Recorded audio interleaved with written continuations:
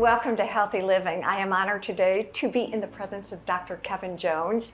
It's been so much fun just getting to know you, and I realize we have a lot of parallel and similar experiences growing up. You are a Hilton head boy. Your mom and dad still live here in the Lowcountry, which is wonderful to hear about. That's right. So Dr. Jones, thank you for joining us today. I want to talk for a couple minutes about your background. Where you went to school. Talk to me a little bit about that. Okay.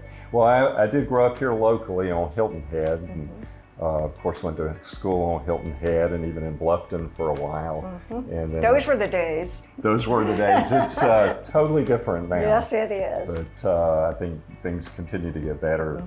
But I did go to college at Clemson and had a degree in microbiology, and then went to medical school at the Medical University of South Carolina in Charleston, and then did my orthopedic residency in Orlando.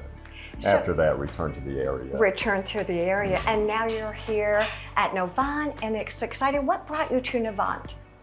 I think just the whole attitude of the organization that is really patient and provider oriented. And I was very impressed by that, and also the fact that they really want to stay with the latest technology and treatment techniques. So just so people you are an orthopedic surgeon, correct? So talk to me a little bit about locally or here in the Lowcountry, what are some of the procedures, and so who are some of the patients that you will see?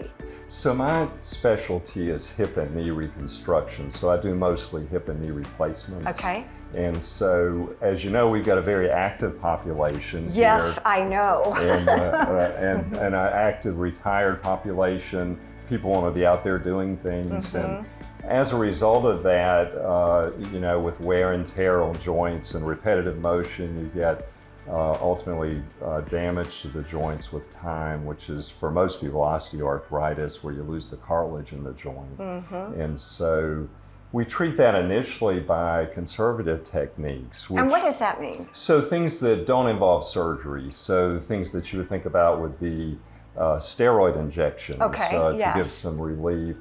Physical therapy? Physical therapy to strengthen the muscles. Another injection is hyaluronic acid, which is a lubricant we inject in the knee, which can be helpful and maybe help the patient get a little more mileage out of the knee. And as you said, physical therapy to strengthen the knee.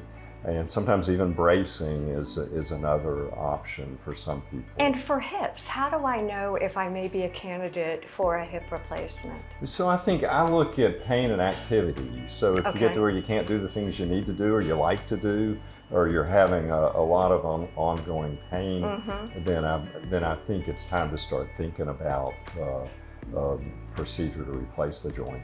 You know, I've heard anecdotally that a hip replacement is just adds all of these years of quality to your life. Has that been your experience with people who have had hip and joint replacements like that? Usually what I hear is, I wish I hadn't waited so long. Oh, do they really? Right, because the thing about the hip replacement is the recovery is usually fairly easy. Okay. There's not really a lot to do afterwards. You just give the tissues time to heal. You're up and around the day of the procedure. Oh, are you really? And we do a fair number of these outpatients, so the patient goes home the same day, or the ones that don't go home the same day spend the night and go home the next day. It was really funny. I was asking you about different kinds of hip procedures just because I'm always curious at 71. I mean, you know, time is a ticking here.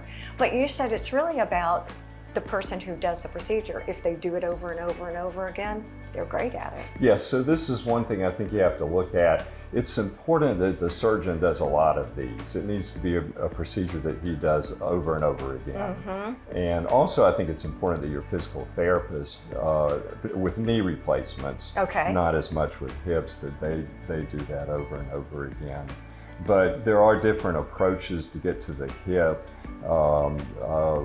A popular approach in recent years has been the anterior approach, where you go into the front of the joint, whereas before you were going into the back.